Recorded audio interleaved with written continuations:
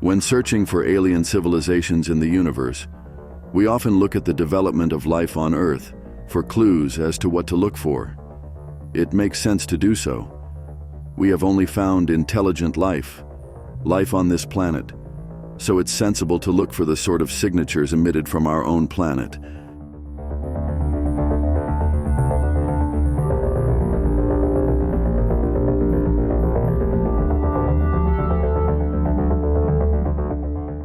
We know that life on Earth depends on the presence of atmospheric oxygen and liquid water. So why wouldn't we look for exoplanets in the habitable zone around stars where liquid water can exist, and search these planets, where possible, for the presence of oxygen? But in the search for signs of intelligent life, advanced civilizations and technosignatures, things are a little different.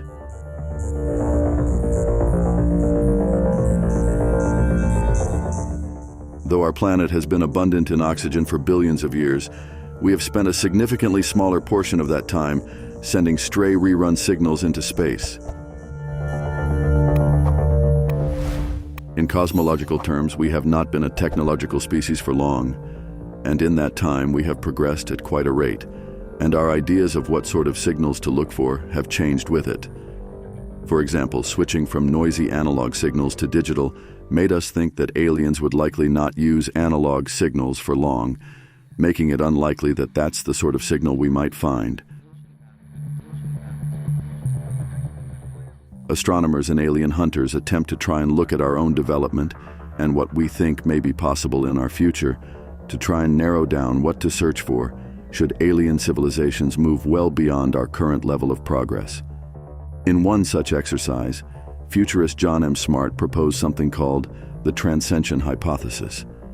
The Transcension hypothesis proposes that a universal process of evolutionary development guides all sufficiently advanced civilizations into what may be called inner space, a computationally optimal domain of increasingly dense, productive, miniaturized, and efficient scales of space, time, energy, and matter, and eventually to a black hole-like destination, Smart explained in a 2012 paper.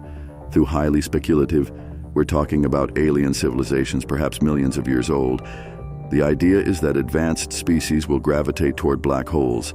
This might seem like a terrible idea, but there is evidence to suggest that black holes could be harnessed as a massive source of power and offer an advanced civilization other benefits, including as a place for advanced civilizations to converge and merge.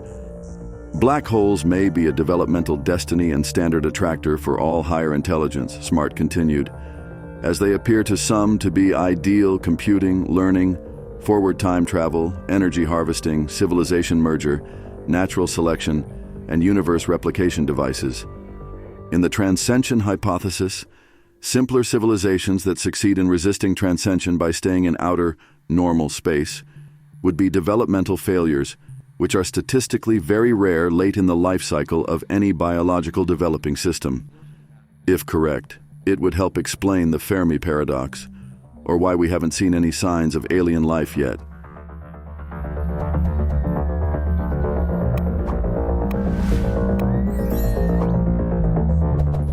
Advanced species might not broadcast their whereabouts for very long before turning inwards. Though highly speculative, the paper gives us some things to look for.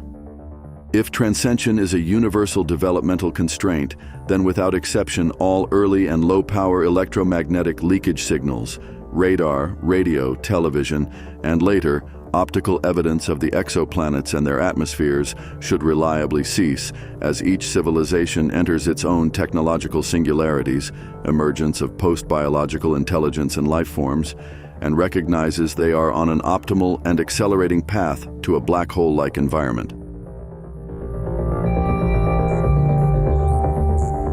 Furthermore, optical SETI may soon allow us to map an expanding area of the galactic habitable zone we may call the galactic transcension zone, an inner ring that contains older transcended civilizations, and a missing planets problem as we discover that planets with life signatures occur at a much lower frequencies in this inner ring than in the remainder of the habitable zone.